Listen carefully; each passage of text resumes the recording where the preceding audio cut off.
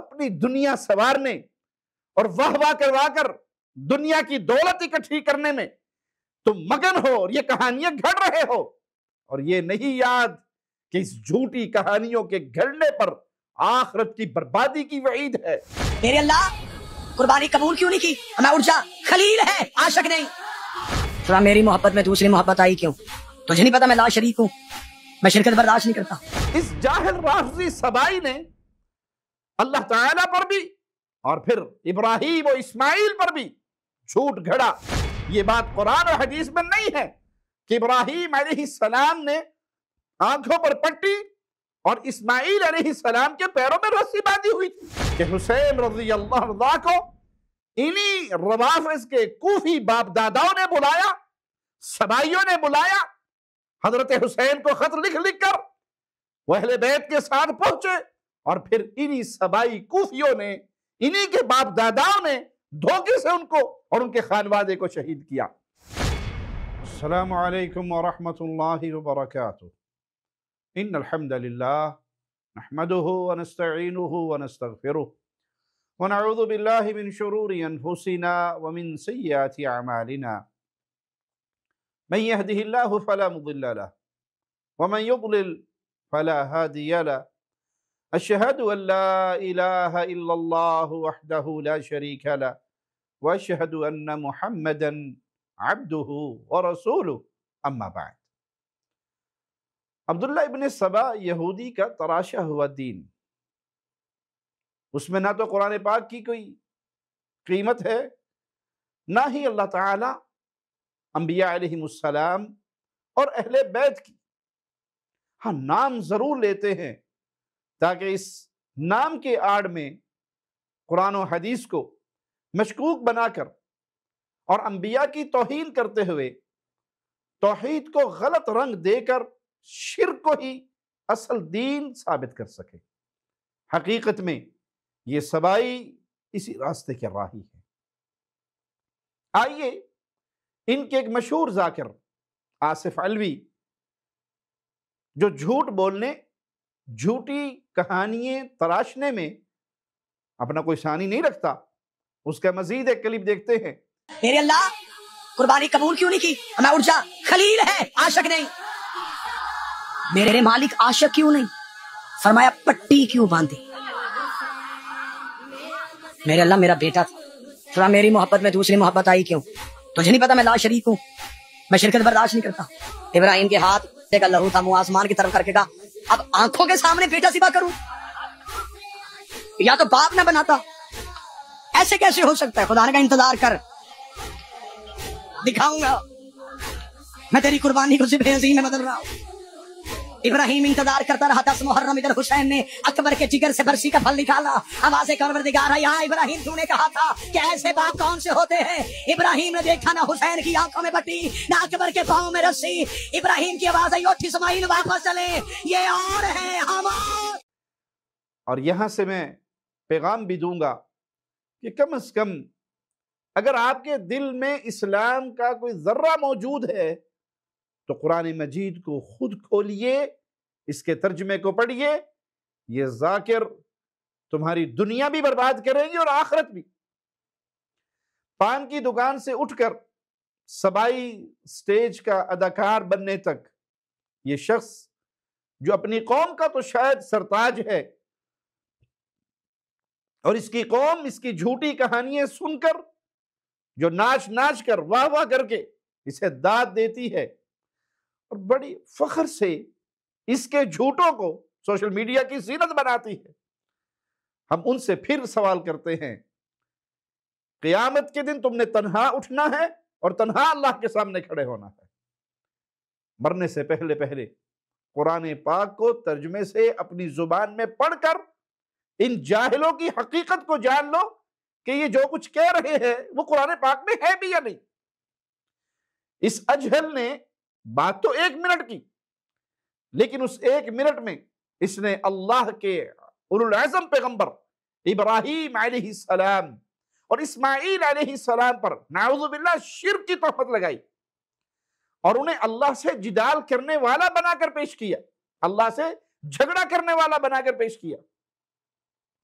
اور اپنی گفتگو میں یہ کہا کہ یہ اللہ سے زیادہ ابراہیم کو اپنے بیٹے سے محبت تھی، بیٹے کی محبت کی تہمت لگائی کہ وہ اللہ کی محبت سے زیادہ تھی۔ اسی طرح قرآن پاک کی بھی تکذیب کی، قرآن کے بیان کو جھٹلایا اور اپنی طرف سے ایک رام کہانی تراشی۔ آؤ ذرا سنو اس کا کلپ۔ میرے اللہ قربانی قبول کیوں نہیں کی؟ میں اٹھ جا، خلیل ہے عاشق نہیں۔ جاہلوں کے اس سردار سے کسی ایک نے بھی نہیں پوچھا کہ تم نے جو کہا، اس سے تو پتہ چلتا ہے کہ اللہ تعالیٰ نے ابراہیم علیہ السلام کی عظیم ترین قربانی قبول نہیں کی۔ نعوذ باللہ ثم نعوذ باللہ۔ ذرا بتا تو صحیح کہ تجھے یہ خبر کہاں سے ملی کہ اللہ نے ابراہیم کی قربانی قبول نہیں کی تھی؟ آئیے، اگر آپ کے دل میں یہ رمق باقی ہے کہ ہمارا قرآن پہ ایمان ہے، آپ کا یہ دعویٰ موجود ہے، تو سنو قرآن مجید کی سورت نمبر 37 سورت الصافات آیت نمبر 102 سے لے کر 111 تک میں تمہیں سناتا ہوں۔ اگر واقعی ایمان ہے تو اس جاہل ذاکر کے بیان کو چھوڑ کر قرآن مجید کو اپنے کسی مولوی ملا کے ترجمے اور تفسیر کے ساتھ پڑھ لو، تاکہ تمہارے سامنے حقیقت واضح ہو، اور حقیقت واضح ہونے پر پیغام دوں گا کہ پھر سبائیت کے راستے کو چھوڑ کر قرآن کے راستے پہ چل پڑو۔ مولا کا فرمان، قرآن حکیم کی آیات، فَلَمَّا بَلَغَ مَعَهُ السَّعْيَ قَالَ يَا بُنَيَّ إِنِّي أَرَىٰ فِي الْمَنَامِ أَنِّي أَذْبَحُكَ فَانظُرْ مَاذَا تَرَىٰ۔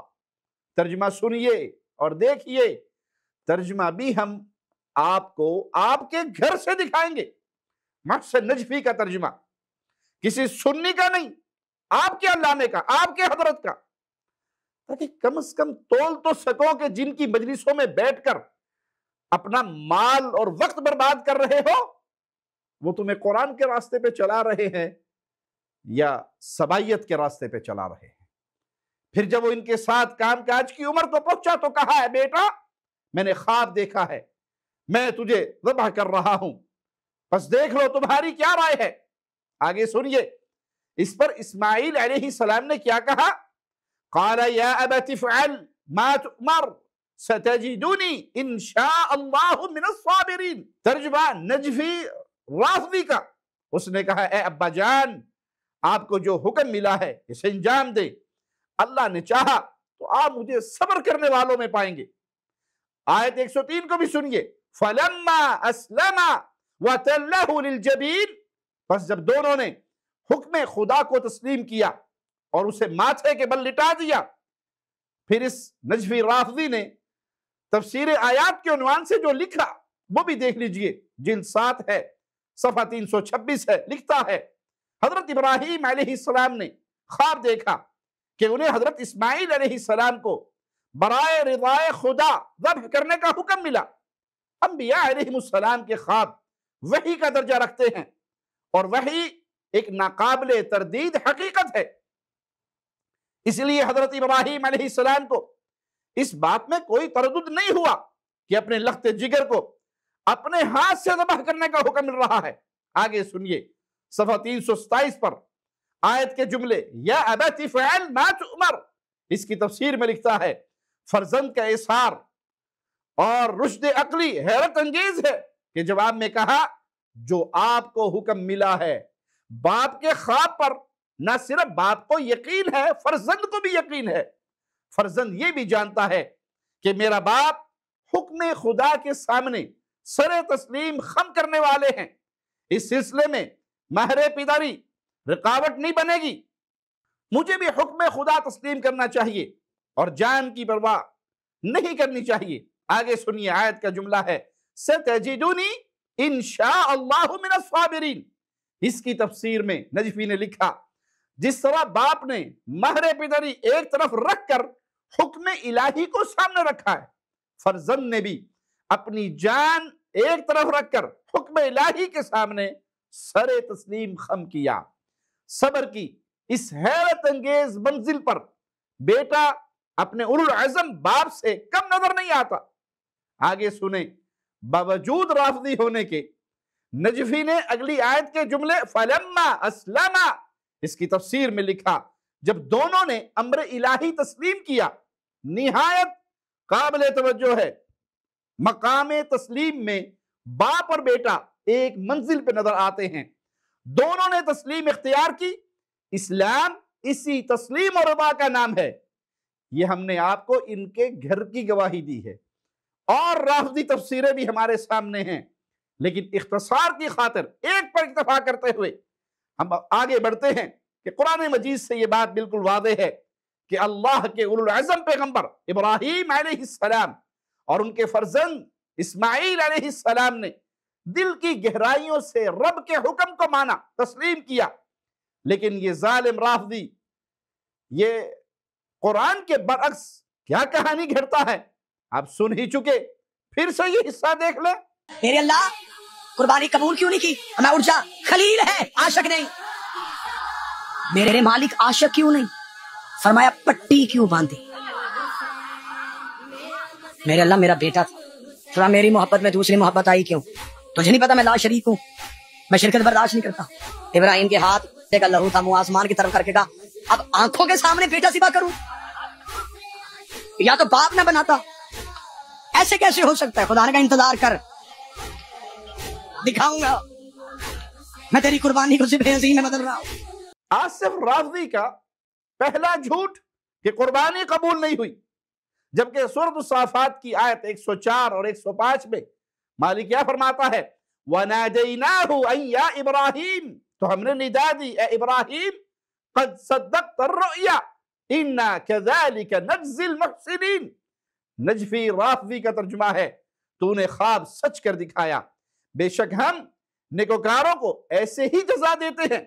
تفسیر میں نجفی سبائی رافضی نے لکھا یہاں تک تو بات واضح ہے کہ ابراہیم علیہ السلام کو خواب میں جو حکم ملا اس فرزند کو ذبح کرنے کا حکم سمجھا اور اس پر عمل کرنے کے لیے مکمل آمادگی کے ساتھ فرزند کو اسی پختہ عزم سے لٹایا اور ایسے مرحلے میں داخل ہو گئے کہ جس کے بعد ذبح کا عمل وقوع پذیر ہونے میں کوئی فاصلہ باقی نہ رہا. آزمائش پوری ہو گئی. یہ وقوع پذیر ہونا منظور نہ تھا، مقصود نہ تھا. ندا آئی قد صدقت الرؤیا. آیت میں آگے جو مالک نے فرمایا اِنَّا كَذَلِكَ نَجْزِي الْمُحْسِنِينَ، ہم نیکی کرنے والوں کو ایسی ہی جزا دیتے ہیں. اس کی تفسیر میں نجفی رافضی نے لکھا حضرت ابراہیم کو یہ جزا مل گئی کہ بیٹے کی عظیم قربانی اس آزمائش میں کامیاب ہو گئے اور فرزند کی نعمت بھی نہیں چھینی گئی. لیکن یہ جھوٹا آصف علوی، پان فروش، بہتان تراش، گستاخ انبیاء یہ کیا کہتا ہے کہ قربانی قبول نہیں ہوئی. اے جاہل رافضی سبائی، رافضی سٹیج کے اداکار اپنی دنیا سوارنے اور واہ واہ کروا کر دنیا کی دولت اکٹھی کرنے میں تم مگن ہو اور یہ کہانیاں گھڑ رہے ہو، اور یہ نہیں یاد کہ اس جھوٹی کہانیوں کے گھڑنے پر آخرت کی بربادی کی وعید ہے. کاش تم نے قرآن کو پڑھا ہوتا، کاش تم قرآن کا علم حاصل کرتے تو اس طرح کی جھوٹی کہانیاں لوگوں کو نہ سناتے. آصف علوی کذاب کا دوسرا جھوٹ. میرے اللہ قربانی قبول کیوں نہیں کی؟ میں اٹھ جا، خلیل ہے عاشق نہیں. اللہ نے کہا خلیل ہے عاشق نہیں. یہ جاہل رافضی عاشق کس کو کہتا ہے؟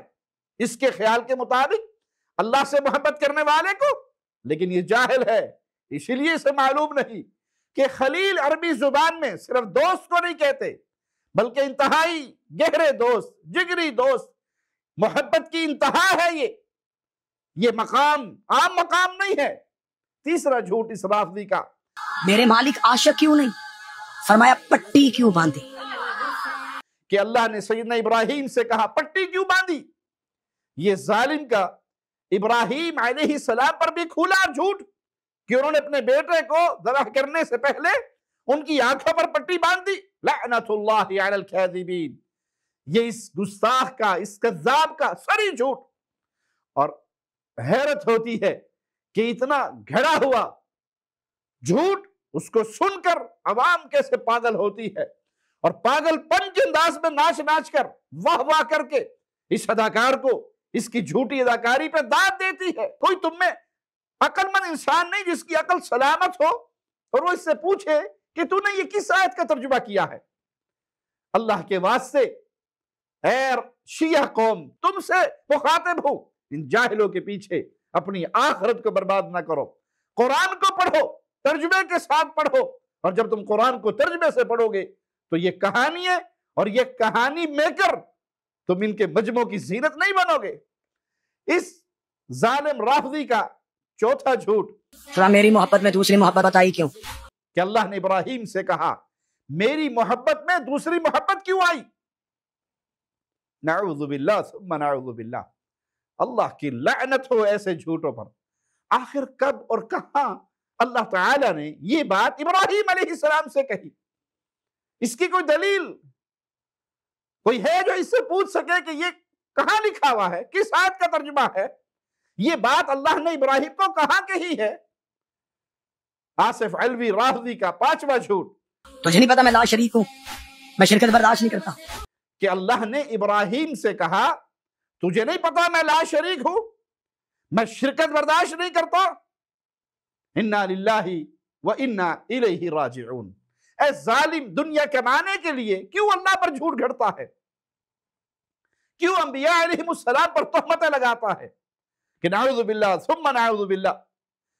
ہم کہتے ہیں اس کذاب کے منہ میں آگ کے انگارے پڑے کہ ابراہیم علیہ السلام کو معلوم نہ تھا کہ اللہ وحدہ لا شریک ہے، وہ شرکت کسی کی برداشت نہیں کرتا۔ گھوڑوں کی پوجا کر کے، قبروں کی پوجا کر کے، جانوروں کی پوجا کر کے تم اس خلیل اللہ پر، امام الموحدین پر تہمتیں لگاتے ہو۔ آؤ سنو قرآن حکیم میں سورۃ البقرہ آیت نمبر 135 میں مالک نے ابراہیم علیہ السلام کے بارے میں کیا فرمایا؟ وَقَالُوا كُونُوا هُودًا أَوْ نَصَارَىٰ تَهْتَدُوا قُلْ بَلْ مِلَّةَ إِبْرَاهِيمَ حَنِيفًا وَمَا كَانَ مِنَ الْمُشْرِكِينَ۔ ترجمہ پھر تمہیں تمہارے گھر سے دکھائیں گے، نجفی رافضی کا۔ اور وہ لوگ کہتے ہیں یہودی یا نصرانی بنو، ہدایت یافتہ ہو جاؤ گے۔ ان سے کہہ دیجئے نہیں، بلکہ یکسوئی سے دستور ابراہیمی کی پیروی کرو، اور ابراہیم مشرکوں میں سے نہ تھے۔ اور نجوی سے ہی اس کی تفسیر بھی دیکھ لو، جلد 1 ہے، صفحہ 413 پر لکھتا ہے ملت ابراہیم علیہ السلام، تعلیم ابراہیم، دعا ابراہیم کے بیان کے بعد یہود و نصارہ کے یہ دعویٰ کتنا بے اساس اور بے معنی لگتا ہے کہ یہودیت یا نصرانیت ہی ہدایت کے دو راستے ہو سکتے ہیں۔ کتنا فرق ہے ملت ابراہیم اور یہودیت و مسیحیت میں، اور کس قدر فرق ہے دین توحید اور دین شرک میں۔ ابراہیم موحد بلکہ تحریک توحید کے بانی تھے۔ حضرت ابراہیم کی ملت ہدایت کی سند ہے۔ ملت ابراہیم کے بنیادی لفظ یکسوئی سے اللہ کی طرف متوجہ ہونا ہے۔ اس آیت میں یہود و نصارہ کے قول کا اصل مقصود کیا ہے اور نجفی کیا سمجھا، سر دست اس تفصیل میں جائے بغیر ہماری عرض ہے کہ ابراہیم علیہ السلام تو دین توحید پر تھے۔ افسوس شیعہ توحید سے غافل و بے خبر اور جاہل ہے۔ ابراہیم علیہ السلام کا طریق ہدایت کی سند ہے، اور یہ جاہل ذاکر ان پر شرک کی تہمت لگا گیا۔ اللہ ہی اس سے حساب لے۔ آصف رافضی کا چھٹا جھوٹ سنیے۔ ابراہیم کے ہاتھ کا لہو تھا، منہ آسمان کی طرف کر کے کہا اب آنکھوں کے سامنے بیٹا ذبح کروں؟ یا تو باپ نہ بناتا، ایسے کیسے ہو سکتا ہے؟ جھوٹوں پر اللہ کی لعنت ہو۔ آخر ابراہیم علیہ السلام نے یہ کب کہا تھا کہ وہ اپنی آنکھوں کے سامنے بیٹا ذبح کروں یا باپ نہ بناتا؟ لیکن اس اداکار جھوٹے نے ابراہیم علیہ السلام پر یہ جھوٹ گھڑ دیا۔ آگے سنیے اس ظالم کا ایک اور جھوٹ۔ خدا کا انتظار کر، دکھاؤں گا میں تیری قربانی کو ذبح عظیم میں بدل رہا ہوں۔ ابراہیم انتظار کرتا رہا 10 محرم، ادھر حسین نے اکبر کے جگر سے برسی کا پھل نکالا۔ آوازیں پروردگار ہے، یہاں ابراہیم تو نے کہا تھا کہ ایسے باپ کون سے ہوتے ہیں؟ ابراہیم نے دیکھا نہ حسین کی آنکھوں میں بٹی نہ اکبر کے پاؤں میں رسی۔ ابراہیم کی آواز آئی اٹھ اسماعیل واپس چلے، یہ اور ہے ہم۔ اس جاہل رافضی سبائی نے اللہ تعالیٰ پر بھی اور پھر ابراہیم و اسماعیل پر بھی جھوٹ گھڑا یہ بات قرآن اور حدیث میں نہیں ہے کہ ابراہیم علیہ السلام نے آنکھوں پر پٹی اور اسماعیل علیہ السلام کے پیروں میں رسی باندھی ہوئی تھی. نعوذ باللہ ثم نعوذ باللہ. یہ جھوٹا جاہل اپنی اس بکواس سے کہیں یہ ثابت کرنا چاہتا ہے کہ اسماعیل کو رسی سے باندھ رکھا تھا کہ کہیں وہ بھاگ نہ جائے. نعوذ باللہ ثم نعوذ باللہ. اور ذبح عظیم کے الفاظ اس نے سن تو رکھے ہیں لیکن اس کو معلوم نہیں کہ شاید قرآن مجید میں یہ کس چیز کو کہا گیا ہے. سنیے سورۃ الصافات کی آیت 107 کو. وَفَدَيْنَاهُ بِذِبْحٍ عَظِيمٍ. نجفی کا ترجمہ تفسیر دیکھ لیں. ترجمہ ہے کہ ہم نے ایک عظیم قربانی سے اس کا فدیہ دیا. اور تفسیر میں لکھا ہے ہم نے ایک عظیم ذبیحہ سے ابراہیم کے فرزند کا فدیہ دیا. جاہل ذاکر، یہ ذبح عظیم ابراہیم علیہ السلام کے ہزاروں سال بعد نہیں ہونا تھا بلکہ اسی وقت سیدنا اسماعیل کی جگہ جانور ذبح ہوا تھا اور اسے کہا گیا تھا اس سٹیج پہ چڑھ کے اداکاری کرنا چھوڑ دو اور قرآن کو پڑھو، ترجمے سے پڑھو. رہا معاملہ سیدنا حسین رضی اللہ عنہ کا، تو ہم اس جاہل ذاکر کے جواب میں بڑی تفصیل سے بتا چکے ہیں کہ حسین رضی اللہ عنہ کو انہی روافض کے کوفی باپ داداؤں نے بلایا، سبائیوں نے بلایا. حضرت حسین کو خط لکھ لکھ کر وہ اہل بیت کے ساتھ پہنچے اور پھر انہی سبائی کوفیوں نے، انہی کے باپ داداؤں نے دھوکے سے ان کو اور ان کے خانوادے کو شہید کیا. حضرت حسین نے اپنے صاحبزادے کو خود ذبح نہیں کیا اور قاتل جو نیزے برچھے مارتے تھے وہ مقتول کے جسم میں اپنے نیزے یا تلواریں چھوڑ کر نہیں جاتے تھے. جب خود سیدنا حسین نے خود ذبح نہیں کیا تھا تو اس ذاکر کی بنائی ہوئی جھوٹی کہانیوں کے مطابق آنکھوں پر پٹی اور بیٹے کے پیروں میں رسی کی بھلا ضرورت کیوں پیش آتی؟ تھوڑا نہیں، مکمل غور کیجئے. اقول قولی ھذا واستغفر اللہ لی ولکم ولسائر المسلمین.